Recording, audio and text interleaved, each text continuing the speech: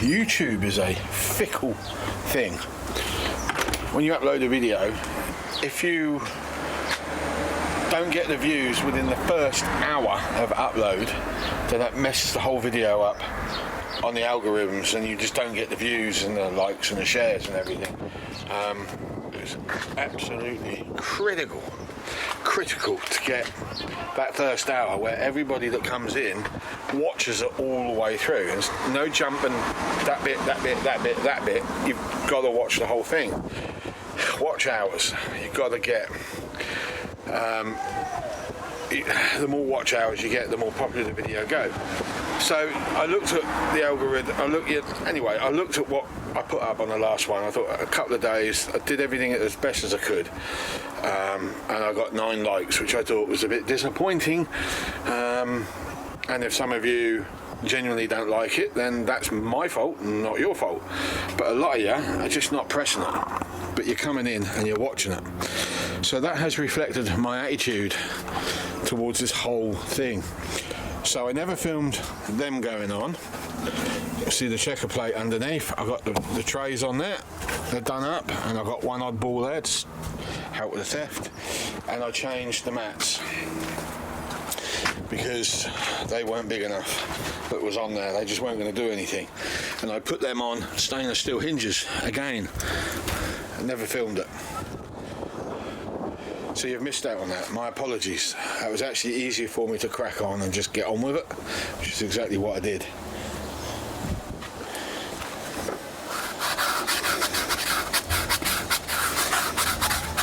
Could have washed them, couldn't I? So, yeah. I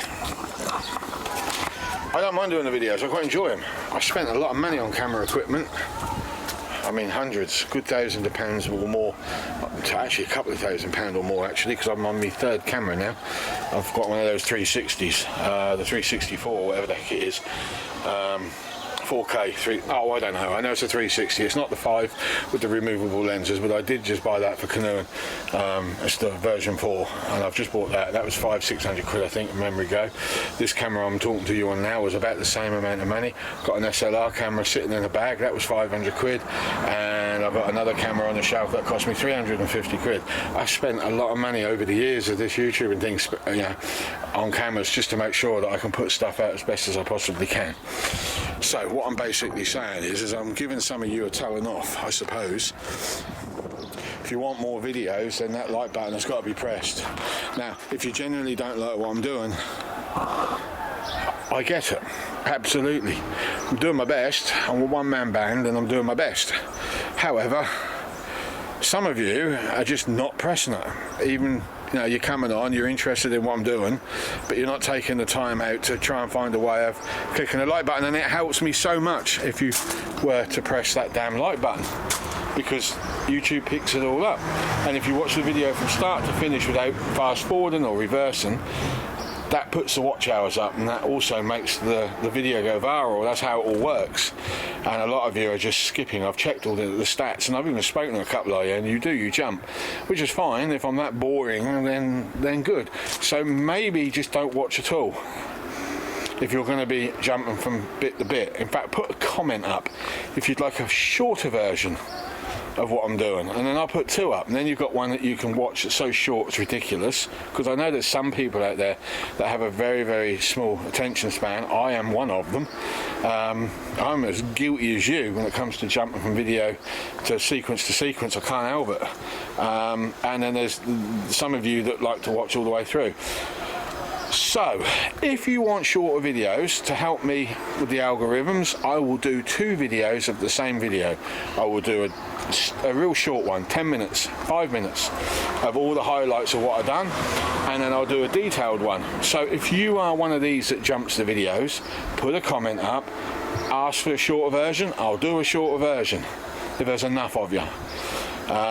If there isn't, I don't know what to do, because if I'm honest with you, I'm close to quitting. I'm so close to quitting. Anyway, what have we got next to do?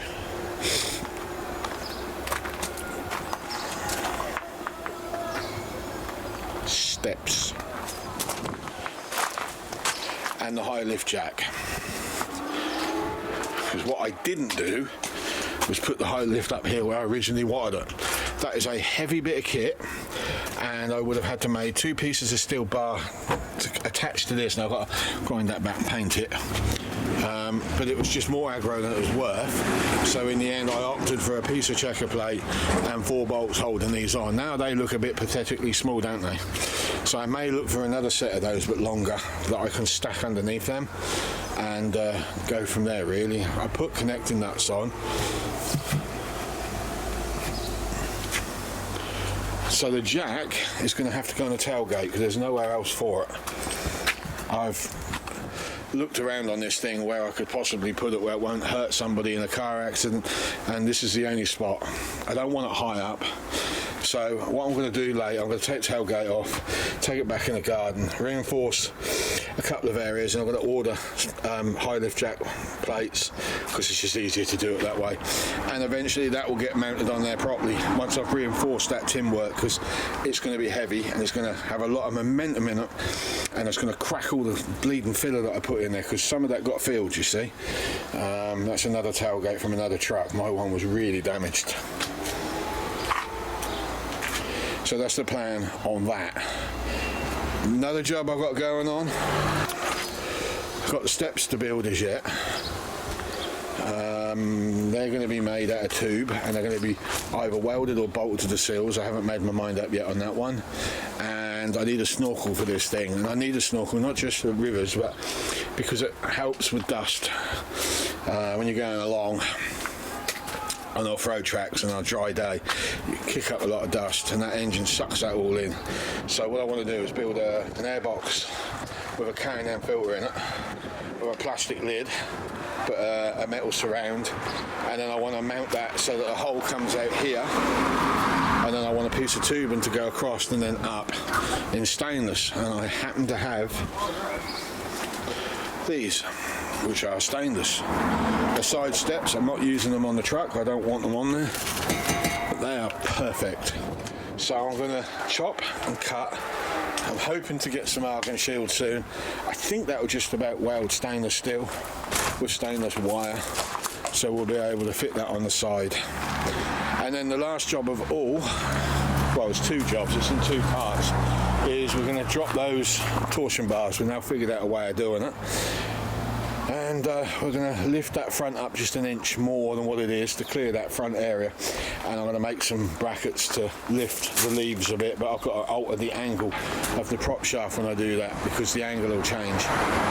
Once I've done that, I've then got to take it to a garage and get the wheels aligned, and then we'll be ready. I don't think there's much more I can do to this apart from the trays that I've got to go inside, but I want them removable. And this I've had an idea on making it removable as well, and that is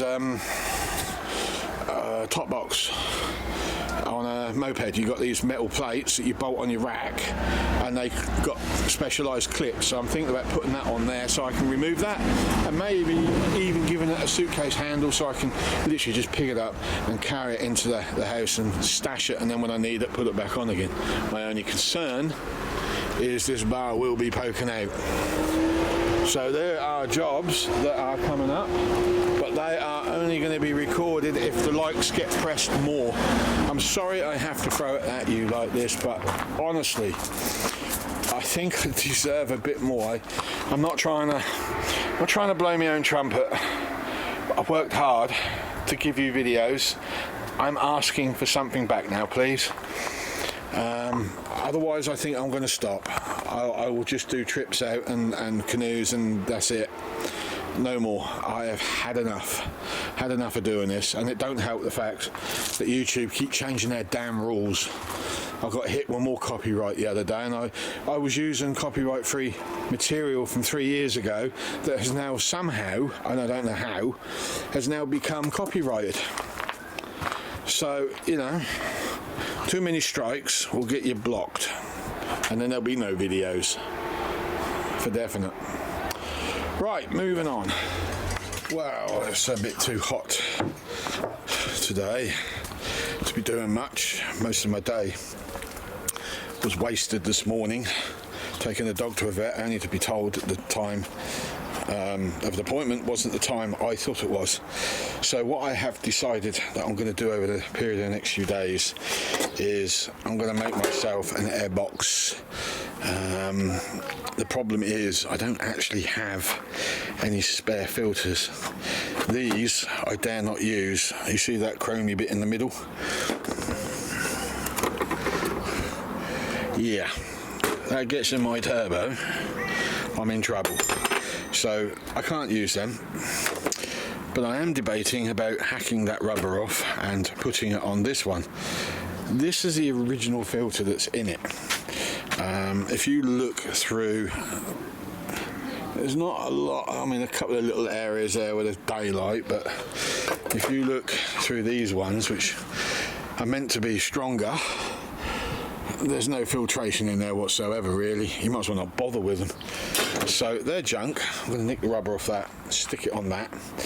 The box is going to be sealed, so I'm using these Sebrew air boxes. These are aftermarket. I don't know who made them, but they came off, I think they came off a Sebrew. I think the filter sits in here and then that points to the front of the grille somewhere, and I believe that's how they work. I'm having this under the bonnet. I'm going to paint these black in bed liner. Okay, I'm not going to get too close because I don't want you seeing the bad welding. But there, right there is an airbox that went wrong.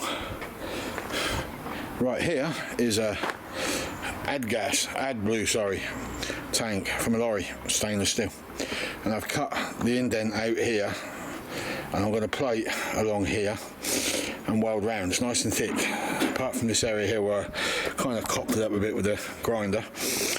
That should weld without warping because it's got a nice strong piece along here, and we'll bring that level there, and then we'll weld in very carefully along that edge a plate. Or, and I don't know if I'll do this yet, we could put some angle across there all the way around, which could be actually riveted in if we wanted to, and then we could drop the perspex down on top. This side we've got a hole which is going to be made bigger for a pipe to be welded on. That one's going to get plated with rivets and brass and sealant, bolt and a bolt to hide that hole up, because we know from that attempt that that's going to warp like crazy. We're just not going to entertain it. And then on this side we'll have another pipe, that pipe, but we're going to cut it and we're going to reduce it in size. We'll slit it, take out a chunk, reduce it, we'll weld that in. And the reason reducing it is, even though that can go on there, the other half of it can't go on the car. For example, here, that will fit, but that won't, it's too big. And because we've lifted the body up 3 inches, the pipe doesn't quite reach anyway, so we're going to just slightly angle it off. We'll clear all the muck on the inner wheel arch area where this is going, so as we've got space, and then we'll measure everything properly this time. My attitude with that one was, it's small enough, we'll adapt it to fit, but when I welded the base plate on, the metal warped like crazy, and the only thing I could do, because the holes were pre-made, was to have the lid become the base, and that didn't work out. I openly admit that was a mess, but we've learned from that. Ideally I should be using stainless steel wire. I have some, and I might put it in knowing how difficult that welding wire is that did that. So I've got a little bit of that left over if I can find it. That may get put in, and we'll see where we end up. Okay, take 2. I've welded in a thicker piece of plate because I just didn't want it to warp, and I knew if I'd used the thinner stuff that would be back at square one where we were over there. I could have cut all the way around that edge and put a whole new back plate in, but it did leave me with that as an issue. So far so good. I've got one bolt and point there. I haven't got any more, I haven't added any more. I've just got to bolt these up so they're hidden. Although I could put a piece of spot weld or something, but anyway, sensor goes in that rubber one, and we ordered some perspex, rather a lot of perspex because this was double the size, but now I've got some spare, so cut that one out. I'm just going to drill hole, one there, one there, one there, one there, one there, one there, and put some pop nuts in if I can get it to work. Bearing in mind we are working with stainless steel and it's a damn nuisance at the best of times. And see what we can do. See if I can cock it up. I mean, we've got it this far. I've cut the hole out in the wing. Oh, didn't want to do that. As you can see, it sort of lines up where it needs to. So the snorkel will come off here, go up at an angle. Sorry, it'll come off here, go up at an angle, and then it'll go up there, and then it'll go straight with a clear flower pot type thing on top. There you go. Now, I've already sealed it, sealant's already dried off. Then I put a second load of sealant on, left that to go tacky, masked up the plastic, lowered it on. It's statically charged, this plastic has picked up all the dust that's floating around in there at the moment. So tomorrow I'll take this off, clean it, clean all the inside up as best as I can get it, and then I shall temporarily fit it, because what I need to do next is get that all cut. Right, airbox is temporarily in place. I've cut a big hole. You're probably wondering why I made it so big. Well, it's because the snorkel I'm building comes around. It's got a very long curve to it. Unfortunately, it takes up most of that space. In fact, I could have done myself a better favour. Instead of trying to line that outer hole up with that hole, I could have offset it, because I've got a big gap this side from the angle it's at. However, so far everything is working out okay. The only other problem I might have later on is when I come to put my custom wheel arches in place, this might be in the way. So when I fiberglass up the eyebrows that I've got in the shed, I may very well have to cut into the eyebrow and rework it a little bit so I can mould around what I'm building. Don't get me wrong, I'm not into chrome, but I do see the advantages painting this all up. So if I can rescue this chrome, I will. But there's a lot of mould still spatters all over this, from where somebody has welded near their truck to whoever. At least that's what I think it is. It could be road film, I don't know. But so far we've done that. It's not the greatest of welding. I'm not even going to pretend that it's something brilliant, because it isn't. But it's better than what I've done in the past. So that's my snorkel so far. That goes in. You can see what I mean by the curve. And then I've cut half of the curve out here to join it to get the angle I want. I've just got to deburr it. And I've got the last two pieces here. That one will be going in at the top along with that one, but this one has got to be reduced because the crown that I'm putting on this, the filter body, it's not a ram air or any such thing. It's more of a filter, like a secondary filter. It works like a turbine as the air is sucked through, apparently, and it has a separate area to collect all the dirt. The downside to that is it's made of plastic, so the dirt is probably going to scratch the crap out of the plastic eventually. So I think the best thing I can do with that, when I get some time, sand the plastic and paint it. We don't need to see inside it, we just need it to work. So, but we'll put it on as is at the moment, and I might insultingly leave the Ford sticker on there as well.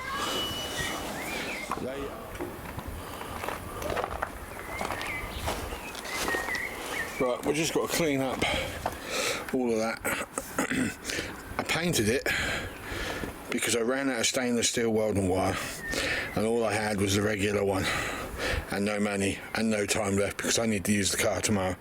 So I also went onto an Australian website. No, I didn't. I went onto a YouTube. The Aussies were talking about prices and stuff, and it turns out that, believe it or not, in Australia, well, don't quote me on it, but from what I could gather, sorry about that, the phone rang. Yeah, actually, you guys could comment on this as well. The reason why the phone rang, when I started this engine up earlier, I was getting a very high-pitched ching noise coming from the fuel pump.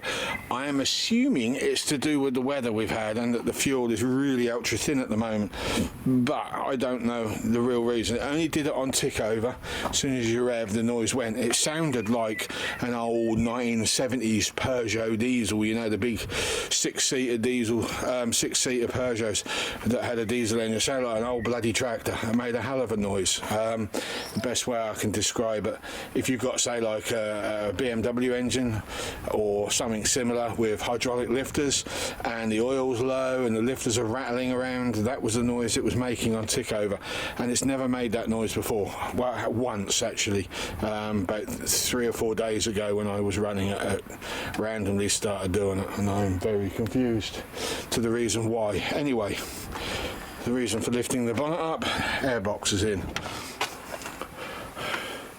So we've got a K&N style filter in there.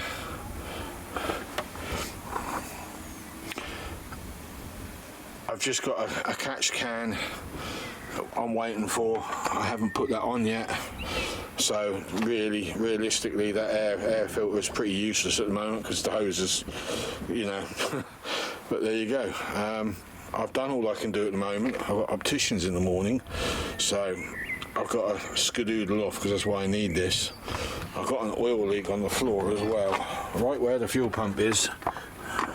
But it could be the power steering because I overfilled it the other day because that was playing up as well. I put some new oil in it and that's been as good as gold since. So I need to drain that all out and refill it. So we've got a Navara sticker on there.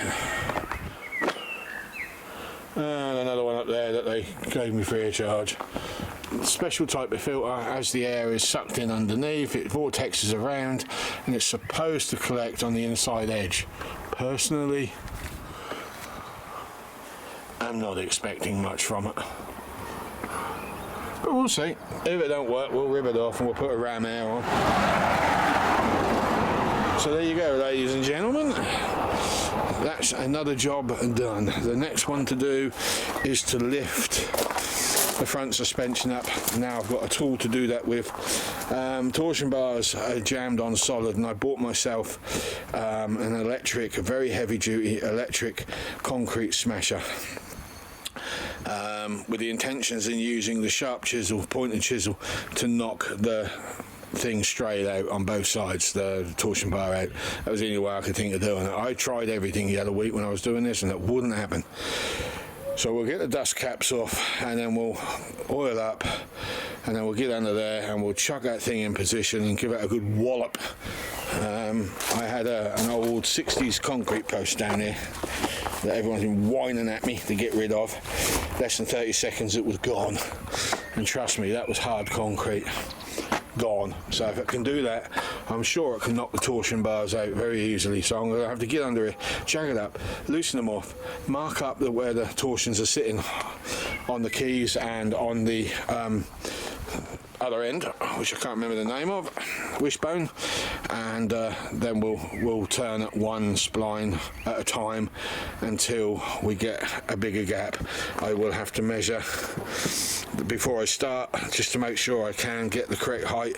I need an extra inch, that's all I'm after. A harder suspension on the front and an extra inch, mainly a harder suspension. The back, I'm thinking about putting an extra leaf in because that suspension looked like a sagging now. That's pretty done in. So I'm thinking about getting some springs from somewhere, one that I can maybe just chuck in and build it back up that way. If not, I'll have to find a suspension specialist at a later date, and in the meanwhile I'll have to air up the airbags, which was the whole point of putting them on there in the first place, wasn't it? So there you go, ladies and gents. Step is the next, torsion bars, then it's the step, and then it's the aftermarket, no, they're not even that, Jeep Cherokee wheel arches that I purchased. I'm going to use those as moulds and make fiberglass versions, because if I smash them the plastic ones can't be fixed. The fiberglass can or could even be remade, and I think that's the way forward. They're a square shape. While I've still got the welder, you see, I want to hack off my bumper because I'm not happy with the way all of this is at the moment. You'll note when I push on the snorkel, the whole wing assembly moves. It needs to be attached to the bumper, so I need to cut that bit off, and then when I go up, across and then down, I can then attach all of the fiberglass with some extra steel onto that area there. That's the next plan. Other than that, I don't have any more. Right. I'm hot, I'm exhausted, and I'll do this video tomorrow when I get back, because I'm having a day off tomorrow. So I hope you like the video. I'm genuine in what I was saying earlier. I really could do with more likes and shares, and I don't like asking for that sort of stuff because that sounds a bit corny, doesn't it? But I put so much effort into the channel, it ain't moving. Partly some of it down to my doing because I'm not that savvy with computers. But the more of you that click that like button, the further the channel will go, because the algorithms will pick up the channel on the basis of people liking the videos. That's how it works, and that's what I need from it. So yeah, if not, I'm going to have to consider shutting the whole channel down. It is something I've been thinking about for a while now. My health is deteriorating on my knees and feet, and to be honest with you, there is no money, and I'm hemorrhaging it at the moment. I get myself into debt massively over this.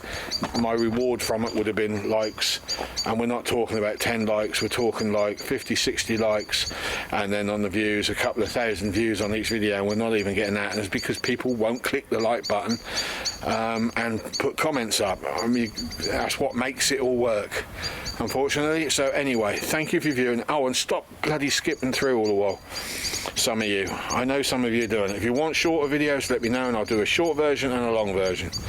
But you've got to let me know. If I get more than 10 people ask for a short version, I'll do a 5-minute video in brief of what I've done, start to finish in 5 minute to 10 minute.